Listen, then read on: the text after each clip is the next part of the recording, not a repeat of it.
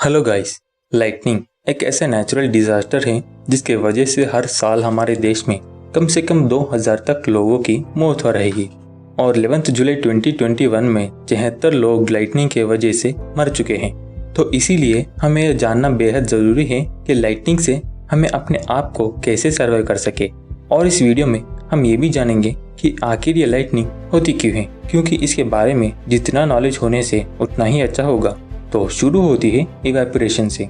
जब धरती के सरफेस पर हवा गर्म होती है तो उस हवा की वजन घटती है। अब वजन घटने के कारण ये हवा एटमॉस्फेयर में ऊपर की ओर चले जाती है और अपने साथ वाटर वेपर को भी ले जाती है। अब ऊंचाई पर लो टेम्परेचर की वजह से ये वाटर वेपर क्लाउड बन जाते हैं। तो जितना वाटर इवेपोरेट होगा उतना ही बड़ा क्लाउड बनेगा। अब इसी लो टेम्परेचर की वजह से बादल में जो पानी के बूंदे होते हैं वो आइस क्रिस्टल्स में बदल जाते हैं। अब हवा के चलते ये आइस क्रिस्टल्स एक दूसरे से टकराते हैं, जिसके वजह से बादल में पॉजिटिव और नेगेटिव चार्जेस पैदा होते हैं। अब पॉजिटिव चार्जेस अपने कम वजन के कारण बादल में ऊपर की ओर एक्यूमुलेट होते हैं और नेगेटिव चार्जेस अपने ज़्यादा वजन के कारण उसी बादल में नीचे की तरफ एक्यूमुलेट होते हैं। अब आपको पता ही होगा कि ऑपोजिट चार्जेस एक दूसरे से अट्रैक्ट करते हैं। तो एक बादल में नेगेटिव चार्ज दूसरे बादल में पॉजिटिव चार्ज को अट्रैक्ट करके लाइटनिंग बनती है। ज़्यादातर लाइटनिंग बादलों के बीच ही बनेगा, लेकिन यह नेगेटिव चार्ज धरती पर पॉजिटिव चार्ज को भी अट्रैक्ट कर सकती है, जैसे कि पेड़, पहाड़, बिल्डिंग्स और हमारे शरीर के माध्यम से भी ये पॉजिटिव चार्ज को अट्रैक्ट कर सकती है। अब आप समझ चुके होंगे कि बादलों में रहने वाला नेगेटिव चार्ज धरती पर पॉजिटिव चार्ज को अट्रैक्ट करने से बिजली गिरती है। तो अब हम इसे कैसे सर्वाइव कर सकें।